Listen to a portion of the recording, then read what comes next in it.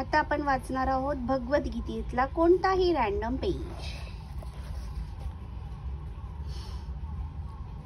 निर्वेशवादी तर अधिकच अज्ञानी आहेत, कारण ते निर्वेशवादाचे आद्य प्रवर्तक शंकराचार्याला अनुसरण करत नाही। शंकराचार्यांनी स्पष्टपणे सांगितले आहे की श्रीकृष्ण हेच पुरुषोत्तम श्री भगवान आहेत, म्हणून निर्वेशवादांना परमसत्याचे ज्ञान नसल्यामुळे ते श्रीकृष्णांना साधारण देवकी किंवा वसुदेव पुत्र अथवा राजकुमार अथवा महापुरुष असे मानतात।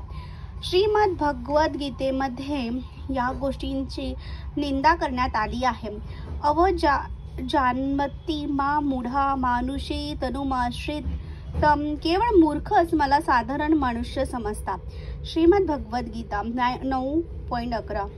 वस्तुतः भक्तिपूर्ण सेवा आणि कृष्ण भावनेचा विकास केल्याशिवाय कोणीही श्रीकृष्णांना जाणू शकत नाही। श्रीमद भगवद्गीता ही याला पुष्टी देण्यात आली आहे। अथापि तेव पद्मान्मज्जय प्रसाद लेशामृग हित एव हि जानती तत्व भगवान महिन्मो न चान्य एकोपी चिरविचिन्नम। हे भगवान, जर मनुष्यावर तुमच्या चरणकमलांची लेश मात्र कृपा झाली तर तो तुमचे महान स्वरूप जाणू शकतो, परंतु अनेकानेक वर्षे वेदाध्ययन करणारे आणि तुम्हाला जाणण्यासाठी तर्कवादाचा आधार घेणारे तुमचे स्वरूप जाणू शकत नाहीत। केवळ वेदाध्ययनाने किंवा मानसिक तर्कवादाच्या आधारे भगवान श्रीकृष्ण, त्यांचे रूप, गुण किंवा नाम इत्यादी जाणणे शक्य नाही। केवळ भक्ती योगाद्वारेच मनुष्य श्रीकृष्णांना जाणू शकतो। हरे कृष्ण कृष्ण कृष्ण हरे हरे, हरे राम राम राम हरे हरे या महामंत्राचा जाप करून जेव्हा मनुष्य पूर्णपणे कृष्ण भावनेमध्ये युक्त होतो तेव्हाच तो भगवंतांना जाणू शकतो। निर्वेशवाद अभक्ताला वाटते की श्रीकृष्णांना विग्रह हा भौतिक आहे आणि त्यांच्या लीला, त्यांचे रूप इत्यादी सर्व काहीच मायाच आहे। अशा निर्वेशवाद्यांना मायावादी म्हटले जाते। त्यांना परमसत्याचे ज्ञान नसते।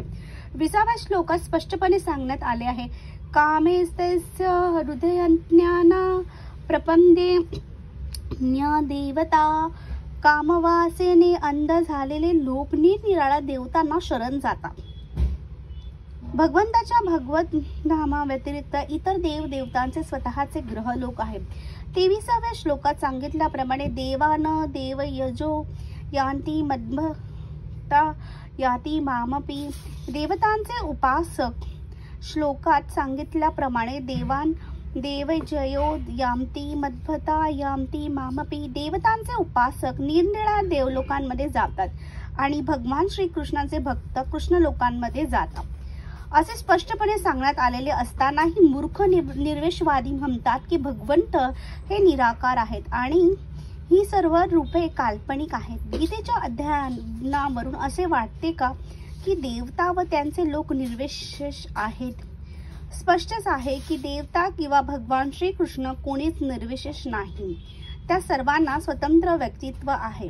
श्रीकृष्ण हे पुरुषोत्तम भगवान आहेत, त्यांचे स्वतःचे धाम आहेत। देवतांनी स्वतःचे ग्रहलोक आहेत, त्यामुळे परमसत्य निराकार आहे आणि परमसत्याची रूपे हाय काल्पनिक असल्याचे अद्वैतवाद्य मत वास्तुस्थितीला अनुसरून नाही। या श्लोकात स्पष्टपणे सांगण्यात आले आहे की ही रूपे काल्पनिक नाहीत। भगवद्गीतेवरून आपण जाणू शकतो की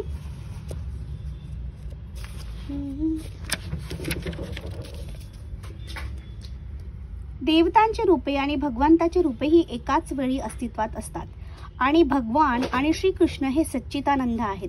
वेदही स्पष्टपणे सांगतात, परमसत्य हे आनंदयो भासत सर्व गुण संपन्न आहे।